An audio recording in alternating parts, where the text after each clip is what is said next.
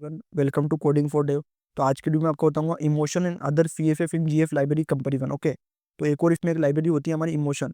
ये एक high performance flexible CF इन JS library जो राइट करने के लिए यूज होती है सीएफएफ इन जावास्क्रिप्ट। लेकिन सिमिलर इस तरीके की स्टाइल कंपोनेंट के लिए हम इसका यूज करते हैं क्योंकि ये और ज़्यादा परफॉर्मेंट और कस्टमाइजेबल है। तो आप इसको डायरेक्टली इसको भी इंस्टॉल करके यूज कर सकते हो। तो इसके फीचर क्या है इमोशन के? ये हाई परफॉर्मेंस क्योंकि ये फास्टर वे में फास्ट करती है, इसको रन टाइम और कंपाइलिंग बहुत फास्ट है। ओके, अब अपने हिसाब से डिसाइड कर सकते हो। और इसमें होती है फ्लेक्सिबल एपीआई। इस पे क्या ऑफर करता है बहुत स्टाइल्ड कंपोनेंट जैसे क्लासेस, और हम इसमें क्लास नेम अप्रोच का भी यूज कर सकते हो। और इसमें भी बिल्ट इन थीम सपोर्ट होता है थीम प्रोवाइडर का यूज करके। और जीरो कॉन्फ़िगरेशन होता है, जैसे हम कुछ भी डायरेक्टली इसको फिटअप कर सकते हैं विदाउट हम कुछ भी डिपेंडेंसी हमको पर्टिकुलर उसको यूज नहीं करना पड़ता। और इसमें डेवलपर एर्गोनॉमिक्स होता है जो फोर्स में होते हैं, लेबल्स होते हैं डेव मोड में, ऑटो प्रोसेसिंग होती है उसमें ऑलरेडी इनेबल होती है।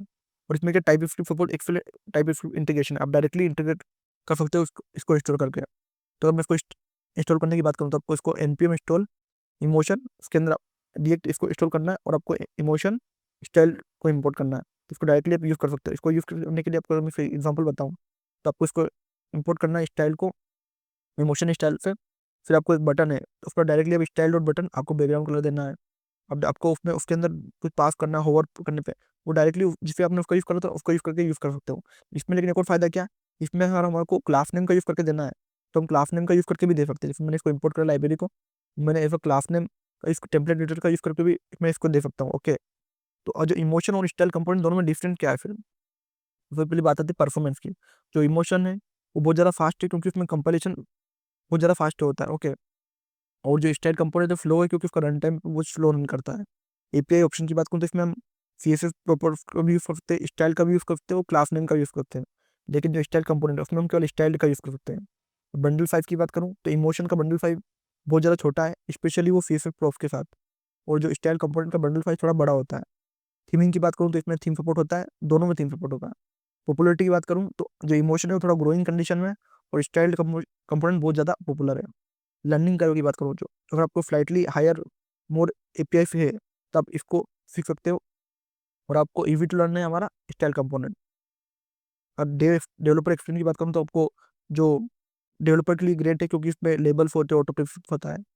स्टाइल कंपोनेंट भी अच्छा है क्योंकि उसमें गुड टूलिंग्स होते हैं, उसमें भी कुछ स्टाइल फिट ऊपर डिपेंड करता है आपके ऊपर कि आपको कौन सा यूज़ करना है। ओके, मैं आपको कंक्लूजन की बात करूँ तो जो स्टाइल कंपोनेंट है वो सिंप्लिसिटी और रीडेबिलिटी के लिए अच्छा है। और जो इमोशन है वो परफॉर्मेंस क्रिटिकल एप्स और फ्लेक्सिबिलिटी के लिए यूज़ किया जाता है। अब मैं आपको इमोशन का अदर सीएफएफ लाइब्रेरी के साथ कंपेयर करूँ, सीएफएफ इन जेएफ लाइब्रेरी के साथ, तो जो जेएफएफ होता है जो मटेरियल यूआई में यूज होता है, तो उसमें जो थीमिंग के लिए इमोशन का यूज़ करते हैं और जेएफएफ का भी यूज़ करते हैं। और स्टाइल एपीआई के लिए हम इसमें टेक्ड टेम्पलेट और सीएफएफ प्रॉप का यूज़ करते हैं। और जेएफएफ में हम जावास्क्रिप्ट ऑब्जेक्ट का यूज़ करते हैं। ओके, और अगर परफॉर्मेंस की बात करें तो इमोशन की हाई है, उसकी जेएफएफ की थोड़ी मीडियम है।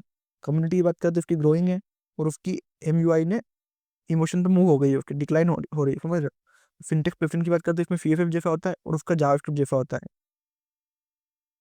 आप दोनों का कंपैरिजन यहाँ पे देख सकते हो दोनों सिंटेक्स में। अब स्टेज का बात करते हैं, ये क्या ये परफॉर्मेंस को करती है, ये सपोर्ट करती है वेरिएंट फॉर टोकन्स को, और ये डिवाइन सिस्टम के लिए बहुत ज़्यादा यूज होती है। एक और इसमें है हमारा सीएफएन जी विद 0 मिनट, इसको बोलते हैं लिनिया। ये भी जीरो रन टाइम रहती है, ये परफॉर्मेंस फोकस एप्लीकेशन के लिए रहती है। और उसमें भी बिल्ड टाइम पे हमारा सीएसएस मॉड्यूल्स क्रिएट हो जाते हैं।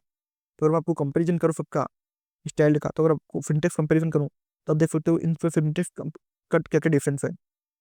ये सभी के जितने भी फिनटेक्स मैंने आपको स्क्रीन पे शो हो रहे होंगे। ओके, अब आपको कब यूज़ करना चाहिए इमोशंस का? अब आपको मैक्सिमम फ्लेक्सिबिलिटी चाहिए तो आप इमोशन का यूज़ कर सकते हो। आपको थीमिंग, डायनामिक स्टाइल और परफॉर्मेंस चाहिए तो आप इसका यूज़ कर सकते हो। तो आपको एमयूआई V5 वर्जन का यूज़ करते हो, अंडर द हुड इसमें यूज़ होता है, तो आप इसको डायरेक्टली यूज़ कर सकते हो। इसको अवॉइड कब करना चाहिए? जब आपको फेवरेट सीएसएफ जेएफ बना रहे हो तो आपको इसको यूज़ नहीं करना चाहिए। जब तो एग्जिस्टिंग वर्कफ्लो आपको ट्रेडिशनल सीएसएफ और सीएसएस मॉडल्स हो तो आपको इसको यूज़ नहीं करना चाहिए। तो अगर मैं आपको इसकी पूरी फैमिली बताऊँ तो जो इमोशन है वो हाई फ्लेक्सिबिलिटी, थीमिंग और परफॉर्मेंस के लिए, इसकी परफॉर्मेंस भी हाई है, फ्लेक्सिबिलिटी भी इसकी हाई है और लर्निंग कर्व थोड़ा मीडियम है। और स्टाइल कंपोनेंट है वो सिंपल है और इसमें एक्सप्रेसिव स्टाइल्स होती है। इसकी परफॉर्मेंस देखो उससे एक्सीलेंट नहीं है लेकिन गुड है। ओके, और इसकी फ्लेक्सिबिलिटी भी उससे कम है हमारे इमोशन पे लेकिन अच्छी है, और इसका लर्निंग कर्व भी ईजी है।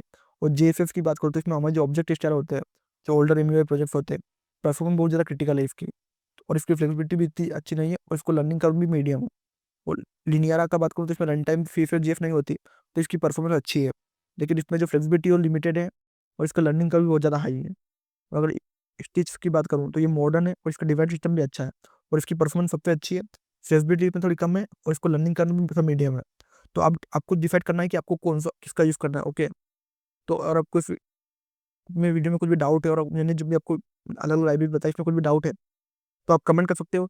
और इसी तरह की और वीडियो देखने के लिए कोडिंग फॉर डेव को सब्सक्राइब करो। Thank you for watching.